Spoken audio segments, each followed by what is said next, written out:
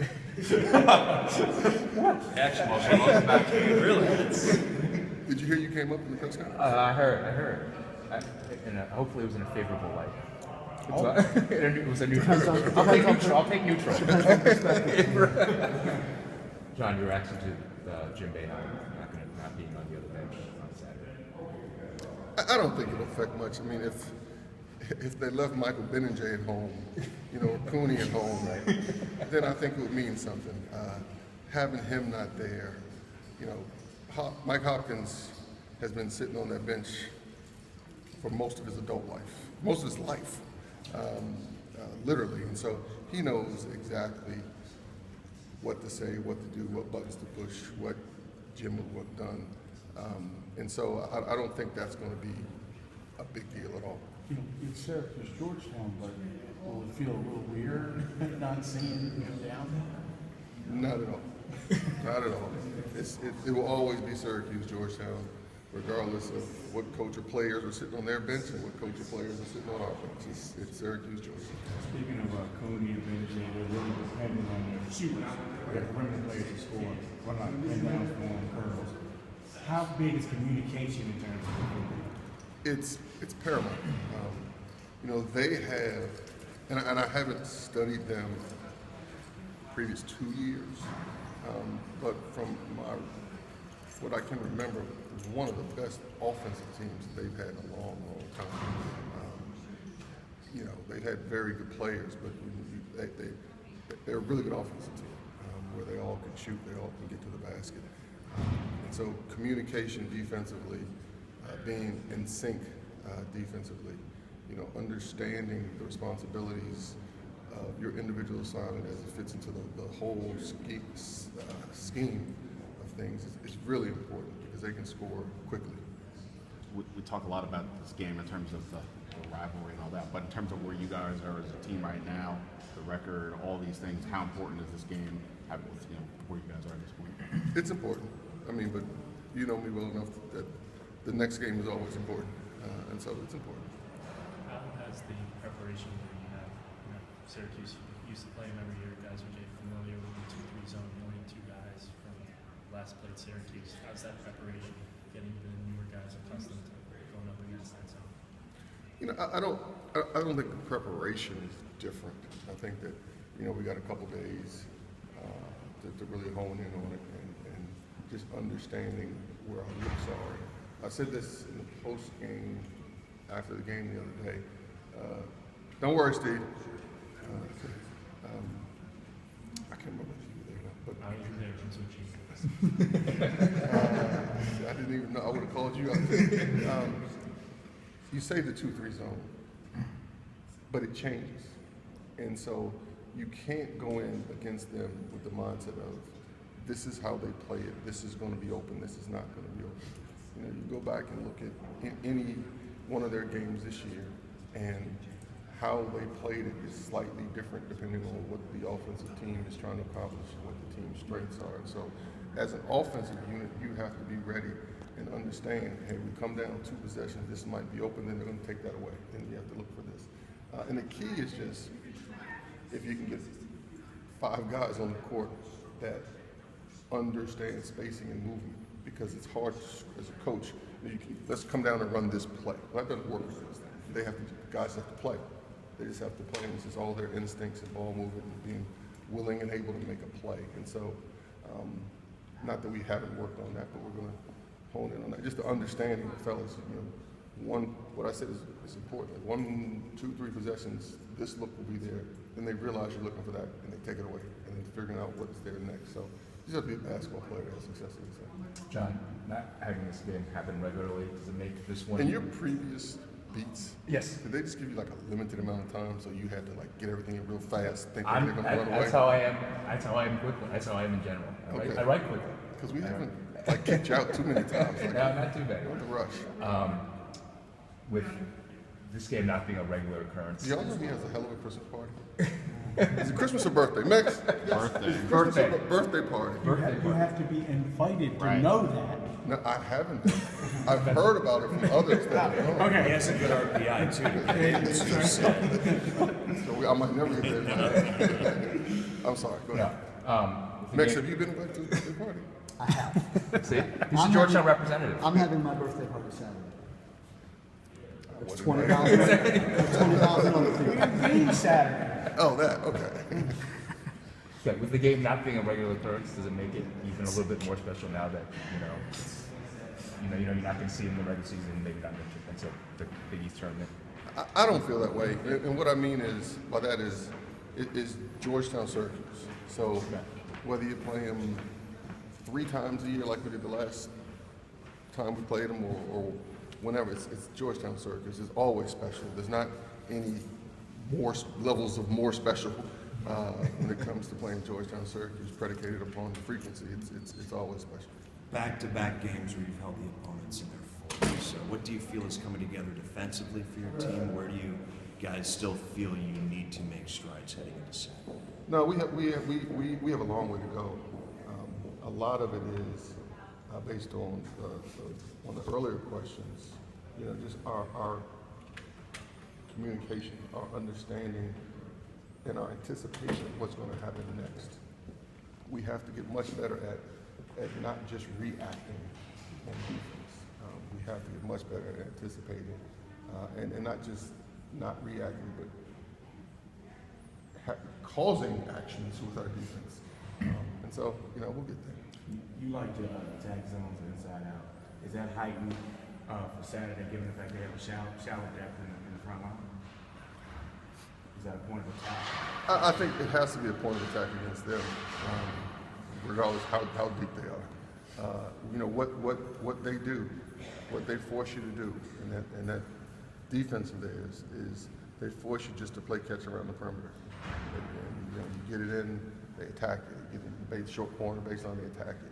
And so you end up just throwing it around the perimeter, and the next thing you know, you're almost at half court throwing it around the perimeter. And so there has to be a point of emphasis, a concerted effort to attack, be it with the pass, be it with penetration, be it with offensive rebounding. You have to attack. Speaking of the depth, Syracuse only plays 6 or 7 guys. We play 10 or 11. How, if anything, are we going to look to exploit that? I don't think you can. They're used to playing 6 or 7, and so they have an older group. Like I said, both Cooney and Benninger are 5th-year guys.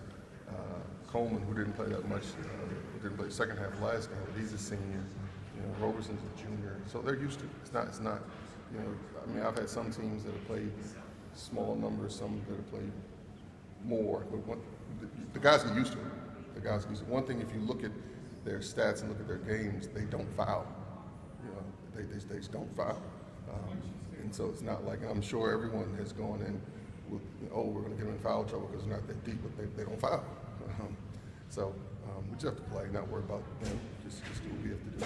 I'm going back to the game 7, like you said, Georgetown, Syracuse, but what makes a rivalry? One of the things about this thing is both programs are usually pretty good. In history, history, tradition, the countless events, either at the Carrier Dome or the Capitol Center or the Verizon Center. Animosity creates a rivalry down through the years. And so, that's, the answer to that question. Mix told you that Richard Osman called his 1300 game. What's that mean? He's been here a long time. You've been here. Whole time I've been here. He was here when I was a baby.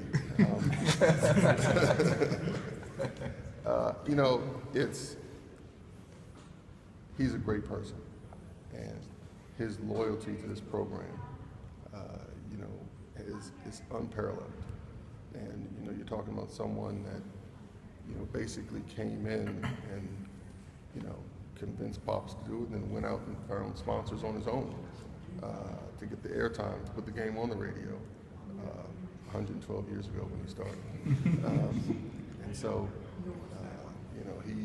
and on top of just being loyal, he's outstanding at his job. And so, congratulations to him. Beck said that was almost half of the games that Georgetown basketball has played. And so he understands the nuances. And we're extremely appreciative. I'm extremely appreciative of everyone that's played here, coached here, worked with him. I was extremely appreciative. Did you catch any of the Wizards game last night with the two of your guys? I did not, quite honestly. Did you hear anything about it in terms of the crowd reaction to Kobe and things along those lines? What should I say? I was just going to ask. It was a very pro Kobe Laker crowd, even more than normal with his retirement. And I was just curious, as somebody who's been here, has coached here, been here his life, just your reaction to the idea that in this town it isn't always totally 100% for the home team. Just that there is sort of this other thing that happens. I was curious what your and I did not see the game, and I haven't. I saw the score, I saw the box score, and I haven't read anything about it. But that's respect. I mean, that's Kobe Bryant. And stating the obvious, he announced he's retiring after this year. And he probably is going to have the same type of reception in every city that he goes to that you're describing now. But he's earned that. He's earned that. He's one of the best players ever to play this game. And he is an idol, a model for a lot of this generation and generations before. So that is not a surprise to me what you're describing, but I did not see or hear any of that. That's Kobe. He's earned that. John, you mentioned animosity contributes to a rivalry. Can you have that when players on both sides don't see each other every year regularly? Can you space it out, 3 years since the last game? I think so. I mean, Is it as intense though when you don't see them all the time? I guess is kind of the way I'm asking, or what I'm asking. As I said, and I can only answer that through my lens. Yeah, right. It's Georgetown, Syracuse. Right. And we have a couple of guys in there that played against them 3 times as a freshman. Mm-hmm. They have a couple of guys that played against us. And so, I think both sides of the equation respect your history, understand what your history is. If you grew up as a Hatfield, you know not to like the McCoys, don't you? Yep. Right? Was there a game when you were a kid watching Georgetown, Syracuse that you look back to and say, wow, that was a game that made me say, I want to play in games like this, I want to coach in a game like this in the future? Was there a game that you can... No, and I said maybe I'm a bad, not the best person to ask, because they all felt like that to me. And so, just like I said, the lens I'm looking through might be different than just your average rabid Georgetown or rabid Syracuse fan. Your father made his opinion pretty clear when Syracuse decided to leave the Big East. Is he, in terms of making sure that all the kids are certainly aware of the rivalry, is he saying anything more? What feelings did he make known then? That he didn't like the fact that Syracuse others were leaving the conference at that point? I think the quote was, "It's a damn shame." He said a few other things, but Right, correct. No, but I think that as much of that is understanding that it's the Hatfields and the McCoys, and now one of them is moving away, and so I think that's as much out of respect for the rivalry as anything else. So now what was your question though? Well, I guess what I guess was asked was, is he saying anything beyond the normal to the kids about it? And do you sense maybe with him, you guys have already played some interesting games, do you sense anything with him at Hayford that he's maybe a little more excited for this one? I don't know. He hasn't. The kids haven't seen him since our last game, so I'm not sure whether he's going to show up today or not. But I don't know. Anything else, guys? Thanks, John. Sure. I'm sure. I'm done.